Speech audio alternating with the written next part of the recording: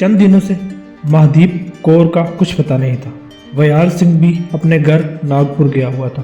اس کی والدہ کی طبیعت ناساز تھی۔ گزشتہ روز فرحین اور اس کے درمیان طلاق ہو گئی تھی۔ اوپر تلے کوئی ایسی خبر نہیں تھی جو دل کو سکون کا باعث بن سکتی ہو۔ تاہم فرحین والا معاملہ اطمینان بخش تھا۔ اس نے گزشتہ چند سالوں سے سمیر کی زندگی کو عذاب میں مبتلا کر رکھا تھا۔ وہ اس کے موبائل کو روزانہ چیک کرتی، کپڑوں کو سونگھ کر نسوانی خوشبو تلاش کرتی۔ ایک مہنگے جاسوس کی خدمات اس نے تگڑی رقم دے کر حاصل کی تھی۔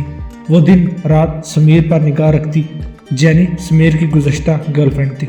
اس کی ستم ظریفی یہ کہ اس نے گزشتہ چند یادگار لمحات کی یاد میں سمیر سے ملاقات کی حماقت کی۔ فرحین کو فوراً معلوم ہو گیا۔ اس نے جاسوس کے ذریعے اسے اغوا کروایا اور ساحل سمندر پر لے جا کر اس پر فائرنگ کر دی۔ جاسوس کی بر وقت مداخلت کی وجہ سے وہ ہلاک ہونے سے تو بچ گئی، لیکن گھٹنے کی ہڈی ٹوٹ جانے کے باعث تمام زندگی کے لیے معذور ہو گئی۔ اس کا تعلق امریکہ سے تھا۔ ایمبیسی والوں کو معاملے کے متعلق معلوم ہوا، تب وہ فرحین کے پیچھے پڑ گئے۔ اس مشکل وقت میں سمیر کی امریکن نیشنلٹی کام آئی اور وہ مشکل تمام جان خلاصی ہوئی۔ بعد ازاں سمیر نے فرحین کو طلاق دے دی۔ وہ بہت چیخی چلائی۔ اس نے سمیر کے پاؤں پکڑنے کی بھی کوشش کی، لیکن سمیر نے اس کی ایک نہ سنی اور طلاق دے کر جان چھڑائی۔ ویال سنگھ انڈیا میں سمیر کی بین الاقوامی کمپنی کا مینیجر تھا۔ اس کے ذریعے سمیر اور مہادیپ کور کی جان پہچان نیٹ پر ہوئی تھی۔ وہ اسے پسند کرنے لگا تھا، تاہم ابھی تک دونوں کی ملاقات نہ ہو سکی۔ وہ امرتسر کے قریب گولا منڈی کی رہائشی تھی۔ سمیر نے ویال سنگھ کا نمبر ملایا اور رابطہ مل جانے کے بعد اس کی ماں کی طبیعت کے متعلق پوچھا۔ ڈاکٹروں نے جواب دے دیا ہے، اب اسے بھگوان کا کوئی کرشمائی صحت یاب کر سکتا ہے۔ اس نے جواب دیا، تمہیں رقم کی ضرورت تو نہیں، تم اس کے لیے کمپنی کے NGO سے رابطہ کر سکتے ہو، میں انہیں فون کر دوں گا۔ سمیر نے کہا، مجھے رقم کی نہیں، پرارتھنا کی ضرورت ہے۔ وہ عمر کے اس حصے میں پہنچ چکی ہیں جہاں رقم کام نہیں آ سکتی۔ مہادیپ کی طبیعت بہت ناساز ہے، میں آپ کو فون کرنے ہی والا تھا۔ اسے ممبئی کے سینٹرل اسپتال منتقل کر دیا ہے، شاید جلد ہی آپریشن کر دیا جائے، لیکن میں آپریشن کروانے کے حق میں نہیں ہوں۔ مجھے تمہارے یہاں کے ڈاکٹروں پر اعتبار نہیں، میں اس کا آپریشن امریکہ سے کراؤں گا۔ سمیر پریشان لہجے میں بولا، تو پھر میں وجے کو کال کر کے منع کر دیتا ہوں، وہ اسپتال اس کے پاس ہے۔ سمیر نے موبائل بند کر دیا۔ فرحین کے چند میسج آئے ہوئے تھے، وہ اس سے بات چیت کرنا چاہتی تھی۔ سمیر نے میسج تلف کر دی اور اپنے کمرے کی طرف آ گیا۔ اسے مہادیپ کی فکر کھائے جا رہی تھی۔ اس کی بیماری شدت اختیار کرتی جا رہی تھی، دورانیہ بھی بڑھنے لگا تھا۔ چند روز قبل وہ ٹھیک ٹھاک تھی۔ وہ دونوں پہروں باتیں کرتے رہتے، پھر اس کی کال آنا بند ہو گئی۔ سمیر نے ویال سنگھ کو وجہ معلوم کرنے کے لیے امرتسر بھیجا۔ اس نے معلومات حاصل کرنے کے بعد بتایا کہ وہ بیمار ہے، اس لیے کالج کے ہاسٹل تک محدود ہو کر رہ گئی ہے۔ چند دنوں کے بعد جب مہادیپ کا فون آیا، تب سمیر نے اس سے بیماری کے متعلق پوچھا۔ اس نے سر دہاڑتے ہوئے بتایا، سر کا درد جان کا روگ بنتا جا رہا ہے، میں کسی سے ملنے ملانے کے قابل بھی نہیں رہی، تاہم اب پہلے سے بہتر ہوں۔ سمیر نے بیماری کے متعلق پوچھا تو اس نے ٹال دیا۔ رات کو اسے اپنے سسر اشتیاق صاحب کی کال موصول ہوئی، وہ بہت پریشان تھے۔ سمیر کے پوچھنے پر متعجب لہجے میں بولے، خدا کے واسطے اس سے ایک دفعہ مل لو ورنہ وہ مر جائے گی۔ اس نے کھانا پینا چھوڑ دیا ہے، وہ رات کو سوئی بھی نہیں، تمہاری تصویر سے گھنٹوں بات چیت کرتی رہتی ہے۔ اب ان باتوں کا کوئی فائدہ نہیں، کوشش کیجیے کہ وہ ان تلخ لمحات کو بھول کر نارمل زندگی کی طرف واپس آ جائے۔ سمیر نے تلخ لہجے میں جواب دیا، اب وہ شاید ہی نارمل زندگی کی طرف آ سکے۔ یہ سانحہ اس کے لیے ناقابل فراموش ہے، لیکن اس کی غلطی ناقابل تلافی نہیں تھی۔ تم نے اسے بہت بڑی سزا دی ہے، اشتیاق صاحب رندے ہوئے لہجے میں بولے۔ اگر جینی مر جاتی تو امریکن ایمبیسی اسے پھانسی پر چڑھائے بغیر نہیں چھوڑتی۔ میری مانیے تو اس کا علاج کسی بڑی نفسیات کے ڈاکٹر سے کروائیے، مجھے یقین ہے اس سے افاقہ ہوگا۔ سمیر وسیلے لہجے میں بولا اور موبائل بند کر دیا۔ وہ اتنا سنگ دل نہیں تھا، لیکن فرحین نے جو کیا تھا اس کی تلافی کے طور پر وہ اسے دوبارہ برداشت نہیں کر سکتا تھا۔ تاہم اشتیاق صاحب پر اسے ترس آیا، ان کی اکلوتی بیٹی کی زندگی تباہ ہو گئی۔ رات کو اس کی بات مہادیپ سے ہوئی۔ اس نے بتایا کہ اس کی طبیعت بہت خراب ہے، دماغ درد کی شدت سے پھٹا جا رہا ہے اور ڈاکٹر نے آپریشن کرنے سے انکار کر دیا ہے، میں مر جاؤں گی، تم کچھ کرو۔ میں نے ڈاکٹر بشیر آقا سے بات کر لی ہے، جلد تمہیں آپریشن کے لیے امریکہ لے جایا جائے گا، تب تک تمہیں برداشت کرنا ہوگا۔ انہوں نے مجھے درد دور کرنے کا انجیکشن دیا ہے، لیکن اثر ختم ہونے کے بعد کا سوچنے پر مجھ پر رول طاری ہونے لگتا ہے۔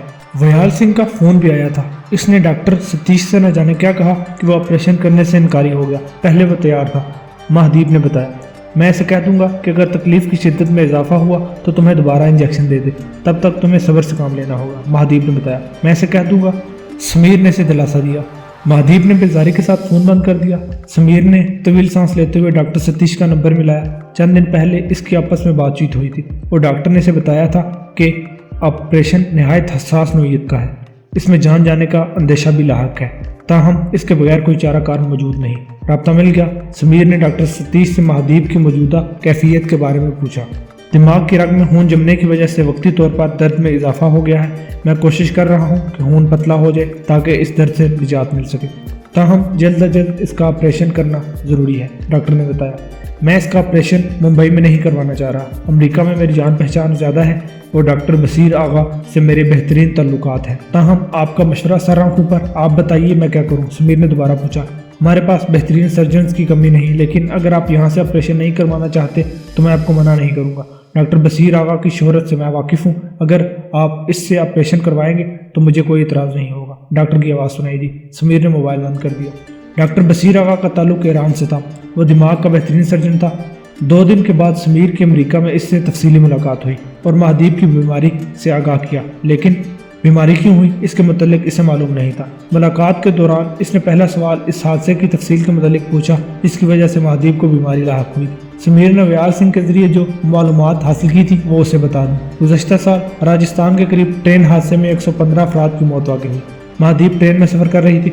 वो और इसकी मां मौजूदाना तौर पर बच गई, लेकिन तमाम खानदान हलाक हो गया। इनकी मौत के मुतल्लिक सुनने के बाद महादीप की मां पागल हो गई और महादीप दिमाग पर लगने वाली चोट की बदौलत अपनी ज़िंदगी के पिछले तमाम वाक़यात को भुलाकर इस बीमारी में मुब्तला हो गई। इसकी मां अमृतसर के पागलखाने में ज़ेरे इलाज है और वो मुंबई के सेंट्रल अस्पताल में एडमिट है। अस्पताल वालों की रिपोर्ट्स आपके सामने मौजूद हैं। इस मामले के बाद आप महादीप की दिमागी कैफियत के मुतल्लिक अंदाज़ा लगा सकते हैं। डॉक्टर ने फाइल का सरसरी मुताला किया, फिर इसे मेज़ पर रखते हुए बोला, दिमाग की रग में खून जम गया है। रिपोर्ट के मुताबिक हालत नाजुक है। जो कंडीशन बताई जा रही है, अगर मरीज़ की हालत वैसी ही है तो ऑपरेशन करना सरासर मौत देने के मुतरद्दिफ होगा। आप मरीज़ा को यहाँ ले आइए, मैं तफसीली चेकअप के बाद हतमी राय के मुतालिक बताऊंगा। ऑपरेशन करवाने में मरीज़ा की जान को खतरा तो लायक नहीं। डॉक्टर सतीश का कहना है कि अगर मौत ना भी हुई तो यादाश्त ज़रूर मुतासर होगी। समीर ने पूछा। तफसीली मुआयने के बाद ही मैं कुछ कह सकूंगा, लेकिन अगर दिमाग में खून जम गया है तो मामला नहायत संगीन नौइयत इख्तियार कर सकता है। ताहम जो सूरत हाल आप बता रहे हैं इसके मुताबिक दिमाग की रग में खून जमा नहीं है बल्कि गाढ़ा हो गया है। ऐसी सूरत में ऑपरेशन की ज़रूरत नहीं, अद्वियात से अफाका हो जाएगा। इसके अलावा एक सूरत ये भी हो सकती है खून गाढ़ा होने के बाद जमने की कोशिश कर रहा हो। इस सूरत में मुख्तसर ऑपरेशन मरीज़ा की सेहतयाबी का बायस बन सकता है। MRI के बाद सूरत हाल वाज़ेह हो जाएगी। समीर उठकर अपनी कोठी में आ गया। रात को इसे व्याल सिंह का फ़ोन आया। उसने अफसुद्दा लहजे में बताया कि इसकी वालिदा का इंतकाल हो गया और चिता को आग लगाकर इससे बात कर रहा है। समीर ने ताज़ुती कलमात की अदायगी के बाद इसे बताया, मैं अमेरिका में डॉक्टर से बातचीत कर चुका हूँ। डॉक्टर का कहना है कि मरीज़ा को जल्द अज जल्द यहाँ लाया जाए ताकि तफसीली चेकअप के बाद कोई हतमी कदम उठाने का फैसला किया जाए। इसने सेंट्रल अस्पताल की रिपोर्ट को मुस्तरद कर दिया है। अमेरिका वाले हमें हकीर समझते हैं। इन्हें मालूम नहीं कि हम तशख़ीस और मालूमाती लिहाज से इनके हम पल्ला हो चुके हैं, लेकिन चूँकि आपका इसरार है इसलिए मैं कुछ नहीं कहूँगा। आप बताइए इसे अमेरिका कब भिजवाना है? व्याल सिंह की उससे बड़ी आवाज़ सुनाई दी, जितनी जल्दी मुमकिन हो सके। मैं यहाँ इंतज़ार कर रहा हूँ। तुम्हें इसके साथ आना होगा और अगर हो सके इसकी माँ को भी साथ ले आना। महादीप का दिल लगा रहेगा। समीर बोला, मुझे तैयारी के लिए अच्छा खासा वक्त दरकार होगा। इसका और इसकी माँ का पासपोर्ट बनाने में मुझे काफ़ी मुश्किलात पेश आएंगी। वीज़ा लगने में भी कुछ वक्त लगेगा और मुझे ये तमाम काम अकेले करना होंगे। व्याल सिंह की परेशानी में डूबी आवाज़ सुनाई दी। तुम NGO के तवस्सुत से अर्जेंट वीज़ा और पासपोर्ट हासिल कर लो। दरख्वास्त में बीमारी की तफसील और टेस्टों की रिपोर्ट शामिल कर देना। मेरे ख्याल में काम जल्द हो जाएगा। व्याल सिंह ने जल्द तफसीलात भिजवाने का वादा किया। समीर ने सिलसिला मुनक़ता कर दिया और लान में आ गया। वो जल्द अज जल्द महादीप का ऑपरेशन करवाना चाहता था। फरहीन नफसियाती मरीज बनती जा रही थी। वो मामला दरहम बरहम भी कर सकती थी। इसे हैरत हो रही थी कि इसने दोबारा रब्ता करने की कोशिश नहीं की। समीर ने मोबाइल उठाकर कॉल चेक की। इश्तियाक साहब के नंबर से मुतअद्दिद बार कॉल की गई और वक्त वही था जब वो डॉक्टर बसीर आगा से बातचीत में मसरूफ था। रात को इसकी महादीप से बात हुई। वो काफ़ी हद तक बेहतर थी। आज मैं माँ से मिलने अमृतसर गई थी। वो ठीक है। मैंने इन्हें तुम्हारे मुतालिक बताया। वो तुमसे मिलना चाहती हैं। हमारे कागजात व्याल सिंह ले गया है। मुझे अमृतसर वही लाया है। मैंने माँ जी के साथ बहुत बातें की। वो मुझे बहुत कुछ बता रही थी और मुझे कुछ भी याद नहीं था। मुझे तो वो भी याद नहीं। इनके मुतालिक मुझे मेरे मुंह बोले भाइयों ने बताया। इसने बताया, इनसे मेरी बातचीत हुई। वो अच्छे इंसान हैं। इनके हालात कुछ कशीदा है। मैंने इनकी मदद कर दी। समीर ने कहा, राजस्थान में वो हमारे हमसाये थे। ट्रेन में भी हम सब इकट्ठे सफर कर रहे थे। हादसे में उनके भी चंद अफराद हलाक हुए। गोला मंडी में इनका ज़ाती मकान है। हादसे के बाद जब मैं सेहतियाब हो गई तो इनके घर में काफ़ी दिनों तक रही। उन्होंने मेरे लिए बहुत कुछ किया। मैं भी इनके लिए बहुत कुछ करना चाहती हूँ, लेकिन मेरे इख्तियार में कुछ भी नहीं। महादीप बोली, तो अमेरिका जाकर इनके लिए बहुत कुछ कर सकती हो। वहाँ सब कुछ है। अगर इन्हें वहाँ बुलाना चाहो तो मुझे एतराज़ नहीं होगा। मैं कोशिश करूँगा कि वहाँ भी इस घराने की हत्तुल मखदूर कफालत करता रहूँ। ताहम वादा नहीं करूँगा, समीर ने इसे दिलासा दिया। महादीप खामोश हो गई। अगले माह न सिर्फ पासपोर्ट बन गया बल्कि वीज़ा भी लग गया और महादीप को वयार सिंह और अपनी माँ के हमरा अमेरिका आ गई। ये इन चारों की पहली मुलाकात थी। वो काफ़ी देर तक एक दूसरे को जांचते परखते रहे। वयार सिंह 50 के पेटे में कदम रखता हुआ एक जहांदीदा और संजीदा शख्स था। उसका कद दरमियाना, आंखें छोटी और आम सिखों के मानंद सर पर जर्द रंग की पगड़ी बांधता था। महादीप दुबली पतली और सांवली सलोनी 25 साल की खूबसूरत लड़की थी। इसकी माँ उम्र रसीदा और कमज़ोर जिस्म की मालिक थी, जिसका चेहरा झुर्रियों से भरा हुआ था। ताहम कमर में हम नहीं था। वो सीधी खड़ी होती थी। समीर इन्हें कोठी पे ले आया। वयार सिंह के चेहरे पर तजब्जुब के तासुरात थे। वो मुतमईन नहीं था। एक सिख लड़की गैर धर्म के शख्स के साथ कोठी में अकेले कैसे रह सकती थी। अगर बात इलाज की होती तो काबिल हजम भी होती, लेकिन महादीप ने इसे दौरान सफ़र बताया था कि वो दोनों जल्द अज जल्द शादी करने वाले थे। वयार सिंह की नज़र में यह रिश्ता बेजोड़ था। दोनों का ताल्लुक गैर धर्म से था।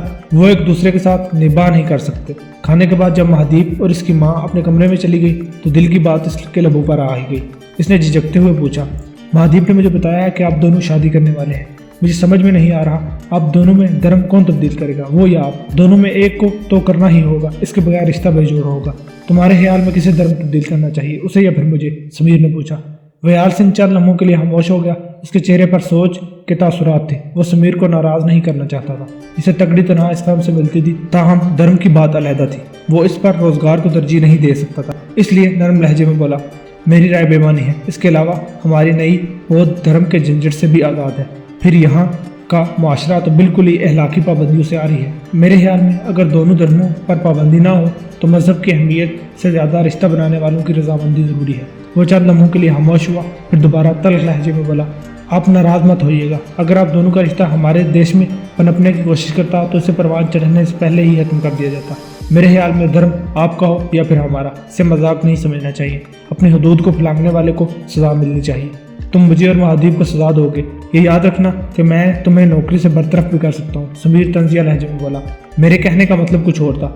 आप शायद भूल रहे हैं, मैंने चंद लम्हे पहले कहा था कि अगर दोनों धर्मों पर पाबंदी आयद ना हो तो धर्म की अहमियत से ज़्यादा रिश्ता बनाने वालों की रजामंदी ज़रूरी है। अमेरिका में मुतअद्दिद सिख लड़कियों ने अब अंग्रेज़ लड़कों से शादी कर रखी है। अंग्रेज़ लड़के अपने चर्च और सिख लड़कियां गुरुद्वारे जाती हैं। इन पर किसी किस्म की मजहबी पाबंदी नहीं होती।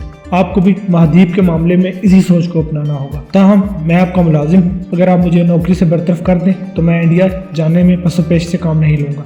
वयार सिंह ने पैंतरा बदलने के बाद बोला और उठकर कमरे से बाहर निकल गया। समीर को इसके रवैये पर हैरानी हुई। हर चंद के इसके साथ समीर का वास्ता सालाना मीटिंग के दौरान फ़ोन पर होता था, लेकिन वो बातचीत के दौरान हमेशा मुअद्दब रहता था। आज का रवैया खिलाफ तवक्को था। इसने जल्द वयार सिंह के खिलाफ कार्रवाई का तहिया कर लिया और उठकर बेडरूम में आ गया। दूसरे दिन महादीप के चंद टेस्टों के अलावा MRI भी किया गया। डॉक्टर बशीर आगा ने टेस्टों का मुआयना करने के बाद बताया, मेरा ख्याल है कि ऑपरेशन हसास नौयत का नहीं है। ताहम आप दिमागी तौर पर अपने आप को तैयार कर लीजिए। मैं जल्द तारीख के मुतालिक आपको बता दूंगा।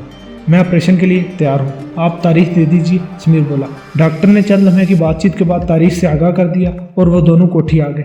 वयार सिंह के चंद रिश्तेदार कनाडा में रहते थे। वो उनसे मिलने के लिए चला गया। न जाने इसने समीर को महादीप के पास तनहा कैसे छोड़ दिया। वो अब तक किसी साई की तरह इन तीनों के साथ रहा।